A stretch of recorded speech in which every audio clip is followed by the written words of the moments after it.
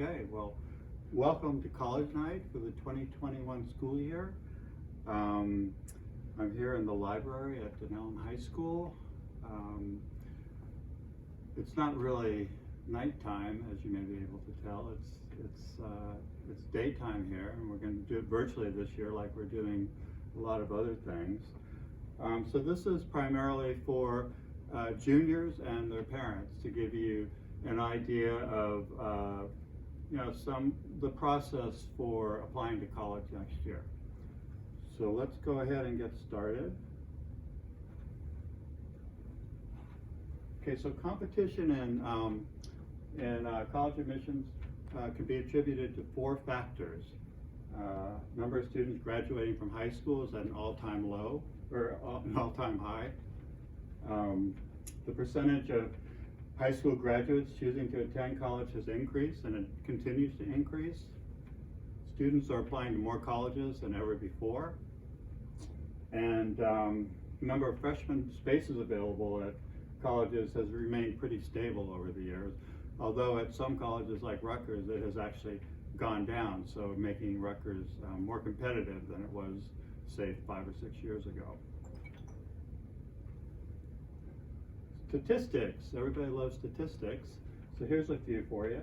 More than 3.5 million high school grads last year, and some 20% of those students applied to college, and 70% of those students applied to 3 or more colleges.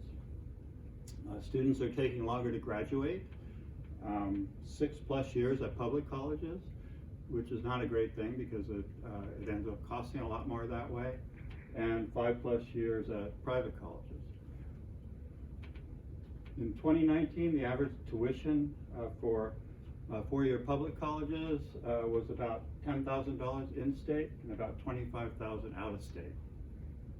Private college, about $35,000, and about $3,500 for community college. These are national averages.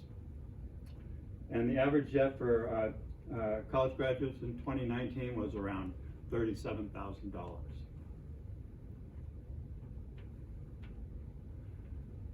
Average financial grant at a 4-year public college, about $6,000.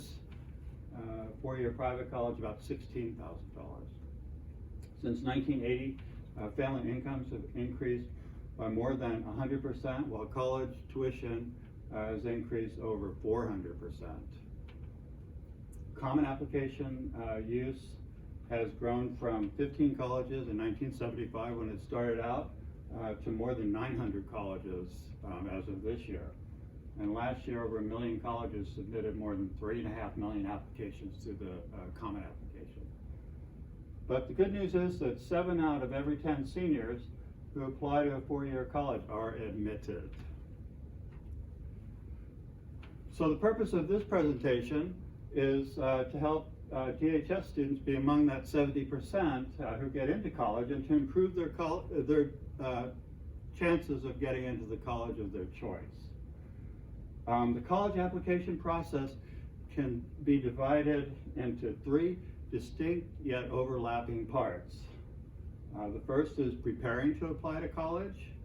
The second is actually applying to college. And the third is paying for college, and we're going to get into some of this right now. So preparing to apply to college, this is all about getting organized. Make sure you're taking the most rigorous classes possible and getting the best grades you can. Most colleges offer credit for AP classes. Step up to leadership positions in clubs and activities. Consider taking a summer class, maybe at a community college or a 4-year college in the area. Approach teachers regarding teacher recommendations, and we'll talk about that a little bit later. Develop a resume if you haven't already developed a resume, and our Naviance program is a great way to, they have a resume feature on there that you could use to start building it up while you're still in high school. Take the SAT as early as possible, but really not later than May or June of junior year. You can compare your scores with recently admitted freshmen. There's no disadvantage to taking the SAT more than one time. Most colleges use a composite score, based on the number of times that you've taken the SAT. I think people tend to top out after about 3 times, though. So 1 or 2 is the general rule of thumb. And then subject tests are tests that are specifically about one subject, like English or math or biology. And some of the more competitive colleges require subject tests. Download a copy of one of your college application forms or the common application, and you can get an idea of what to expect next year. And then last but not least, I say develop a list of 10 to 20 colleges, but that's going to vary with, that's just an initial list, and that's going to vary with the individual. Some people have been known to apply to 10 or 20 colleges, while other people have only applied to 1. So everybody has a different approach to this. SAT. So average SAT scores are, most recent ones we have are about 535 in reading and writing and 531 in math. So you may need a strategy to improve your scores. We will be offering the SAT prep course this year, starting in February. So that's something to look forward to if you want to boost your SAT scores.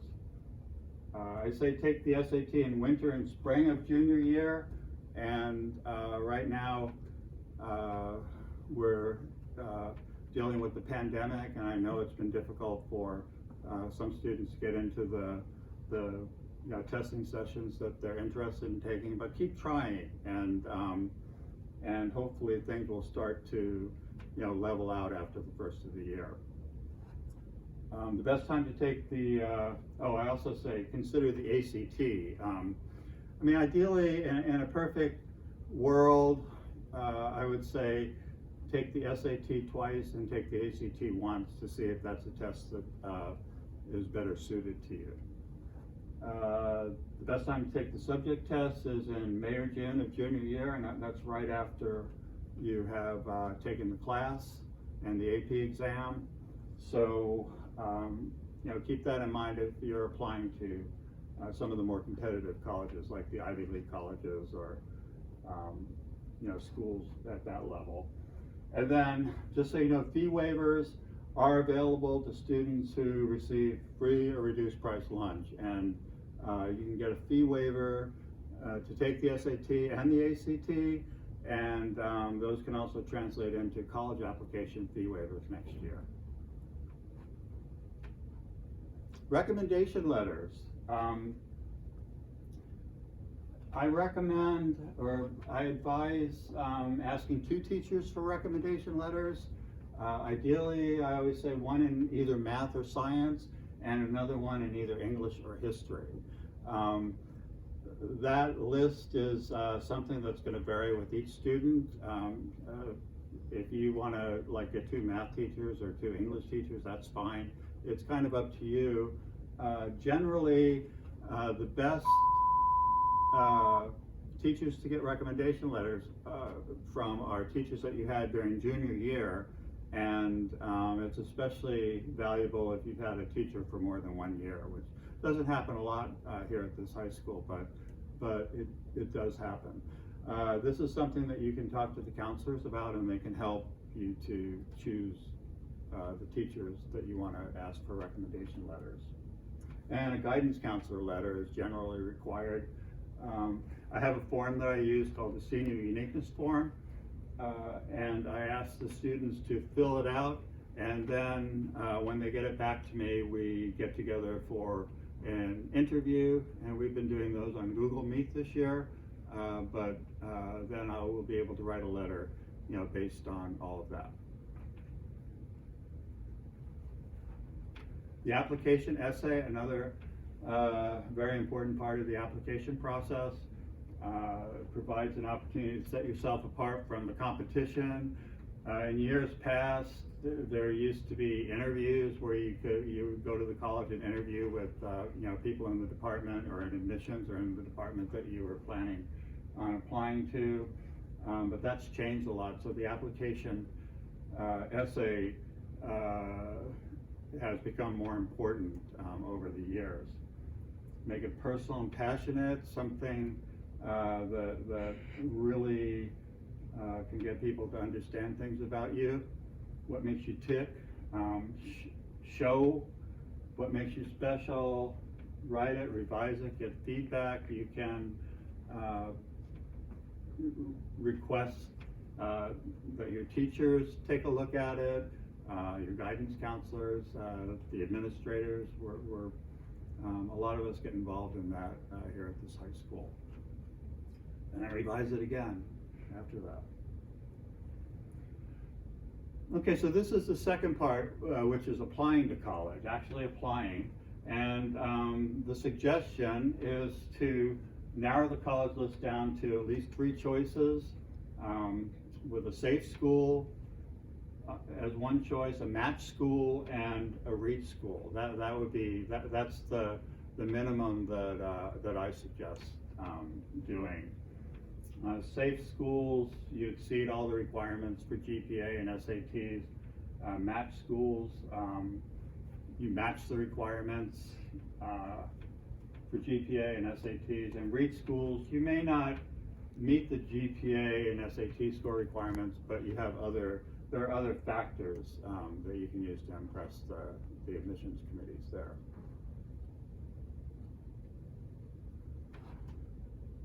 Familiarize yourself with application deadlines. Priority deadlines are generally deadlines that you need to apply to in order to get maximum consideration for financial aid. Regular deadlines are just, they can go anywhere from, like December or January into, March, April, May of senior year.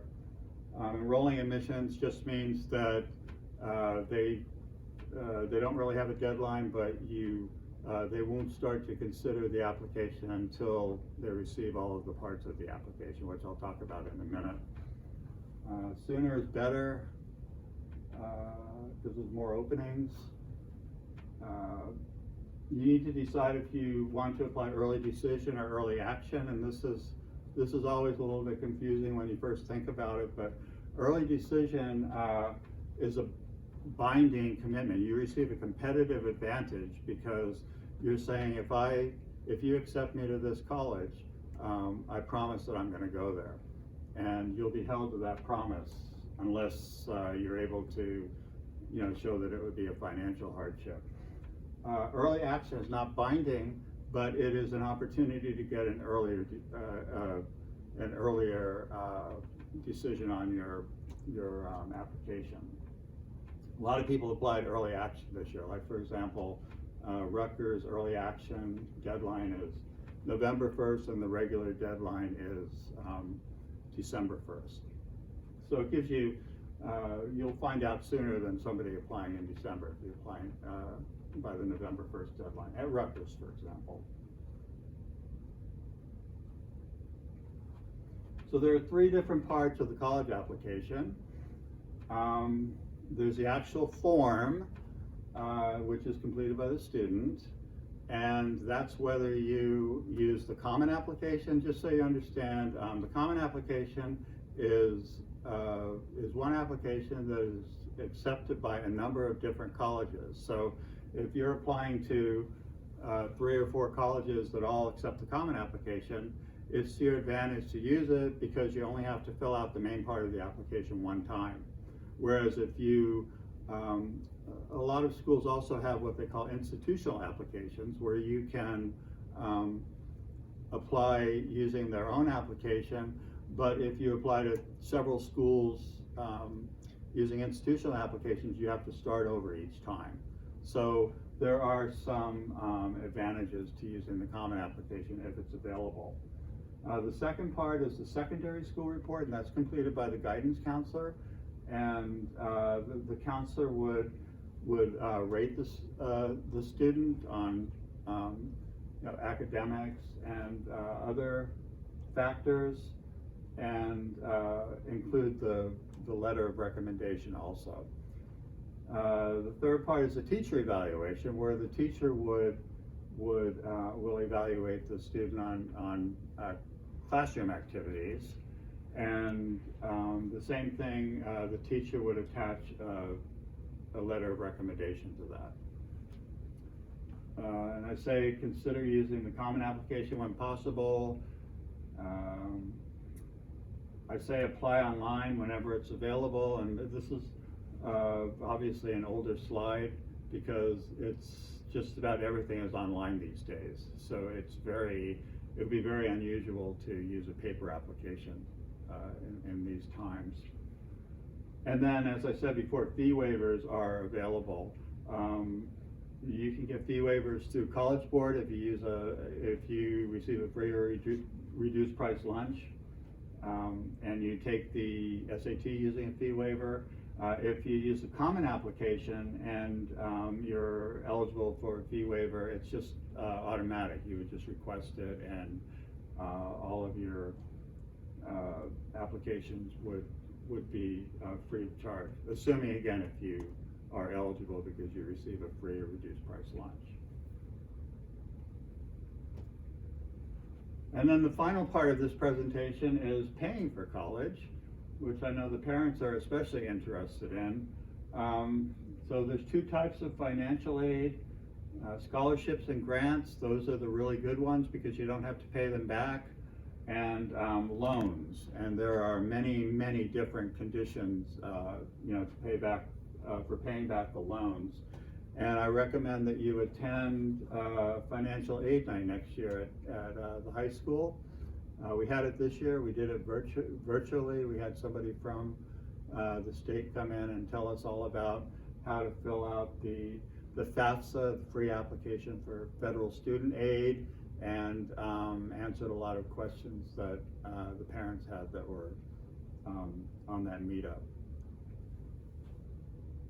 It's held generally in October. New Jersey scholarships, the top 15% of the class is eligible for the STARS program, and this is a program through Middlesex County College where you can go, tuition is free during the first 2 years as long as you are in the top 15% of the class. New Jersey also gives out tuition aid grants, and these are for students that are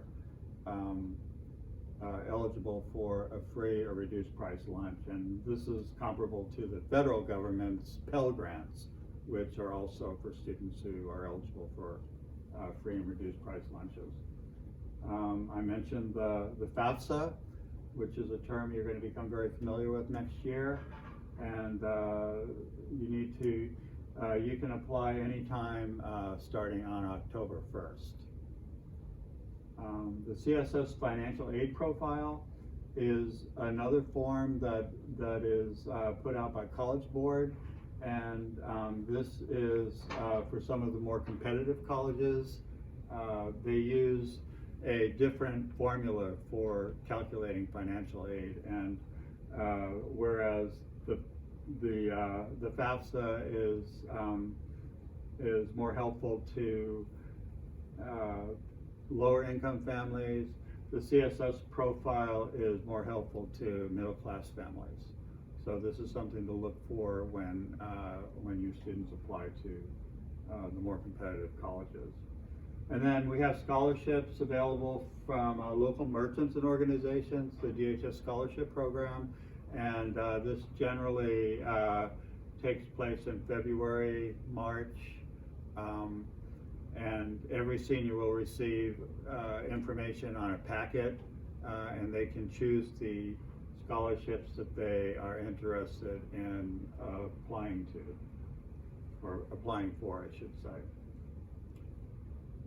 And other few websites that have scholarships would be FastWeb and Finaid.com, among others. And then thank you for coming to college night. I just want to say this is a lot of information, and if you would like to, if you have any questions, or if you would like to get together and talk about this virtually for now, just please email me, and I would be happy to get back with you and you know, help our juniors through this process. Thank you very much.